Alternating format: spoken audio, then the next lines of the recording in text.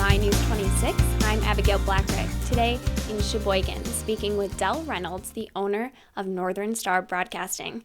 Del, tell me a little bit about how you got a start in the broadcasting business. Well, it was interesting because I was really, really young, and one of the members of my church actually worked as the morning guy on the local AM station in town, WCBY. And I said, hey, can I come over and spend some time with you? And he said, sure, come on over. And so it kind of got in my blood. I got bit by the bug. Yeah. I built a little radio station in my attic. I called it WRFN, Wireless Radio of the Frozen North. And so I broadcast to the neighbors. And so I did my little illegal radio station as a young kid. Actually started at 15 years old, actually, on the radio.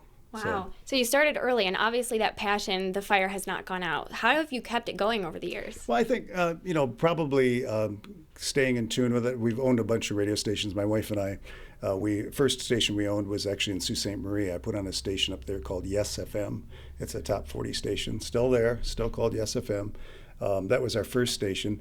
But the broadcasting as such, I was just really interested in the electronics. I was interested in the programming part of it. Mm-hmm. When I was 21, I became the program director at the Sheboygan radio stations. And then at 23, I was the general manager. And then at 27, we bought our first stations. And so we just kept buying radio stations and growing the little group of stations that we have. And so that's how it started. Wow, and you sure have grown. And so how would you say that broadcasting as a media has changed over time from what you've seen from when you started at 15 until now? Well, I think probably the biggest thing is computers. They've been the worst and best thing that have happened to broadcast. Mm-hmm. It's been one of those things that it allows us as owners to run a lot of radio stations for less cost because you don't need as many people. Because you can automate things and make things happen that you couldn't do years ago. It just wasn't able to be done. And so that's been the good part of it. The bad part is less live broadcasting. Mm-hmm. The listener probably doesn't know that. Mm-hmm. They probably can't tell that they're not live. But that's probably one of the worst things. The spontaneity might not be there. The magic might not be there like it used to be.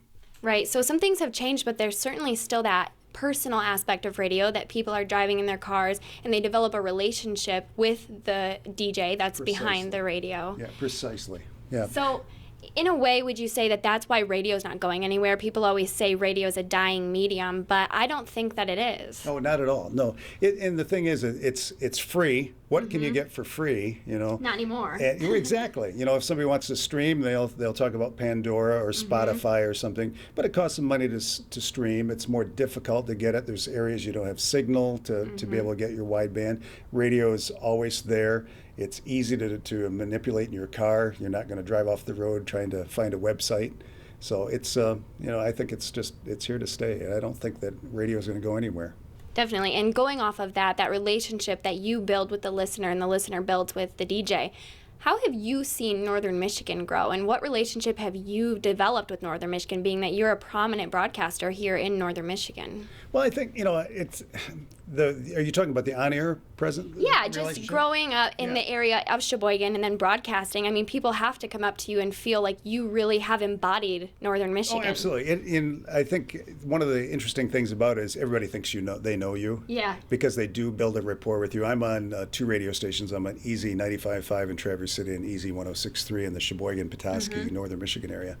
And a lot of times people will come up to you and they will, hey, they know you, because you talk about things on the air that might be not necessarily, it might be your persona on the air a little bit more than maybe you are individually, but people have a relationship with you. And so you have to, over the years, develop a way of interacting with people that make them feel like they're your friend too. Right. When you might not even know who they are. Right, but you spend evenings or mornings or afternoons with them whenever they tune in, and so you do develop a relationship. For sure. And that's the thing about radio is it's completely a relationship industry. Yeah. People believe that you're a part of their lives, and you are a part of their lives. Mm-hmm.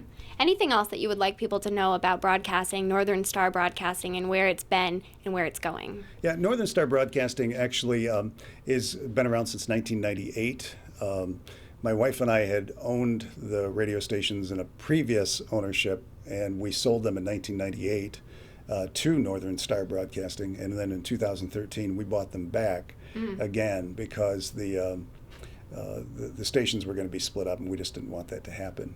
Now we're going to be transitioning again. My wife's had some health problems, and so I couldn't sell anything to anybody, and she's the sales force behind the radio station. So we're selling the radio stations actually to Black Diamond Broadcasting that owns WUPS in Houghton Lake and WTWS. Great Michigan broadcasters.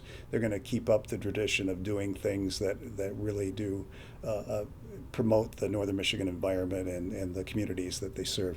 That's the thing about radio is the licenses are really a public trustee, and you are licensed by the FCC to be a good public trustee and to serve the public, and that's what they will do, and that's what we've tried to do. So these stations that Northern Michiganers have learned to love and grown to love aren't going anywhere. They're going to maintain local and stay in Northern Michigan. Exactly. Well, thank you so much, Del. Thank you. In Sheboygan, I'm Abigail Blackrick with My News 26.